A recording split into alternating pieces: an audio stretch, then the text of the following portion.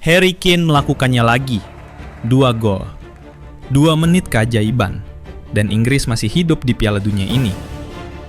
Tapi nyaris saja. Selamat malam para pecinta sepak bola.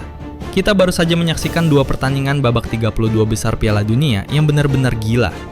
Inggris nyaris tersingkir oleh DR Kongo, tim yang bahkan belum pernah menang di Piala Dunia sebelumnya. Belgia melakukan comeback paling dramatis yang pernah kita lihat. Dan masalah bek kanan Inggris terus menjadi mimpi buruk yang tak kunjung usai. Tapi bukan hanya itu. Di luar sana, Jerman sedang dalam krisis eksistensial. Dan rumor tentang Jurgen Klopp mulai bergema di seluruh Eropa. Bayangkan ini, Atlanta, Georgia, Mercedes-Benz Stadium. 68.000 penonton menyaksikan Inggris, tim dengan skuad termahal di turnamen, bermain melawan DR Kongo, tim peringkat 67 dunia yang baru pertama kali merasakan babak gugur Piala Dunia. Ini seharusnya menjadi pesta bagi Inggris. Ini seharusnya menjadi pertandingan di mana mereka menunjukkan kelas mereka. Tapi sepak bola tidak pernah berjalan sesuai skenario, bukan? Seorang pemain yang bahkan penggemar berat sepak bola mungkin tidak kenal, berhasil menembus pertahanan Inggris.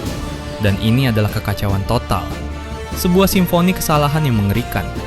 Jed Spence, bek kanan Tottenham yang sebenarnya lebih sering bermain sebagai bek kiri, terlalu mudah ditarik keluar dari posisinya. Dia berjalan-jalan di sayap kanan saat Cipenga mencetak gol. Jordan Pickford, kiper Inggris yang biasanya bisa diandalkan, gagal mengamankan gawang di tiang dekat. Ini adalah ke-6 kalinya berturut-turut Inggris kebobolan lebih dulu dalam pertandingan knockout turnamen besar. Sebuah rekor yang memalukan. Babak pertama Inggris adalah mimpi buruk yang bergerak lambat. Harry Kane, kapten dan pencetak gol terbanyak sepanjang masa Inggris, hanya menyentuh bola 5 kali dalam 35 menit pertama. Dia seperti hantu di lapangan. Rashford membiarkan umpan melewatinya berkali-kali. Madueke telah bermain penuh. Di akhir babak pertama, momen kontroversial yang akan diperdebatkan bertahun-tahun terjadi di menit 71. Jed Spence ditarik keluar. Declan Rice, gelandang bertahan Arsenal dan salah satu pemain terpenting Inggris, dimainkan sebagai bek kanan. Itu adalah ide dari asisten Tuchel, Anthony Berry. Sebuah langkah yang berani, hampir putus asa. Tapi itu terbukti brilian. Menit 75, Declan Rice dari posisi bek kanan melakukan penetrasi ke dalam kotak penalti. Dale memberikan umpan kepada Gordon. Gordon mengirimkan umpan silang yang indah, melayang di udara seperti mimpi. Dan Harry Kane, kapten yang selama ini hampir tidak, orang-orang berteriak, berpelukan, menangis. Itu adalah gol ke-13 Kane di Piala Dunia, melewati legenda Brasil, Pele. Itu adalah gol ke-72 untuk klub dan negara musim ini. Dia sekarang berada dalam percakapan Ballon d'Or bersama Messi, Haaland, dan Mbappe.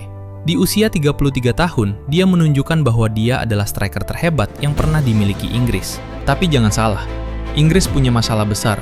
Pertahanan mereka rapuh. Mereka kebobolan lebih dulu di 6 pertandingan knockout berturut-turut. Dan posisi bek kanan adalah mimpi buruk yang tak kunjung usai. Reece James cedera. Jarell Quansah cedera. Jed Spence gagal total. Kini Declan Rice, gelandang terbaik mereka, harus dimainkan di posisi bek kanan. Ini seperti meminta seorang koki berbakat untuk mencuci piring. Dia bisa melakukannya. Tapi apa yang hilang di dapur? Tuchel harus mengambil keputusan besar menjelang pertandingan lawan Meksiko di Azteca. Meksiko adalah tuan rumah. Altitude di Azteca adalah 2.200 meter di atas permukaan laut. Ini akan menjadi pertandingan yang brutal. Bisakah mereka mengatasi Meksiko dengan Rice di bek kanan?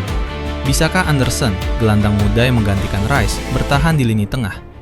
Ini adalah teka-teki yang harus dipecahkan Tuchel dalam 48 jam ke depan. Sementara itu, di Seattle, kita menyaksikan salah satu comeback paling gila dalam sejarah Piala Dunia. Belgia, tim emas yang gagal di setiap turnamen besar, tertinggal 2-0 dari Senegal sampai menit 86. Pertandingan hampir berakhir. Mimpi Belgia hampir mati. Tapi Romelu Lukaku, yang masuk sebagai pemain pengganti di babak pertama dan dipanggil has-been oleh kritikus, mencetak gol di menit 86. Sundulan, 1-2. Lalu 2 menit kemudian, Yuri Tielemans, gelandang yang baru saja bertengkar dengan Lukaku saat jeda minum, menyundul gol penyeimbang dari umpan silang Leandro Trossard, 2-2. Seattle bergemuruh. Pertandingan memasuki perpanjangan waktu. Lalu di menit 117, kontroversi yang akan diperdebatkan selama bertahun-tahun. Tielemans dijatuhkan di kotak penalti.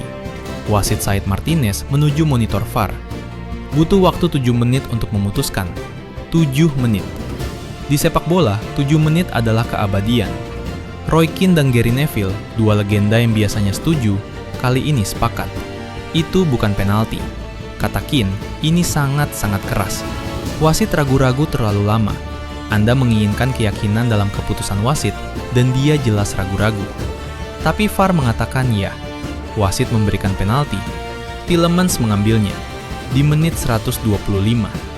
Gol penalti terakhir dalam sejarah Piala Dunia. Dia menendangnya dengan tenang ke gawang. 3-2, Belgia menang. Di Senegal, kenangan kelam muncul. Pada Januari lalu, mereka berjalan keluar lapangan di final Piala Afrika sebagai protes terhadap penalti kontroversial untuk Maroko. Mereka dicabut gelarnya. Kali ini tidak ada protes, hanya kesunyian, hanya air mata.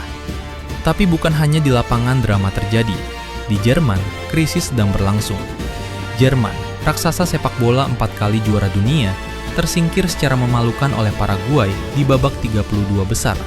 Setelah kegagalan di Rusia 2018 dan Qatar 2022, ini adalah penghinaan lain. Ini adalah mimpi buruk yang berulang.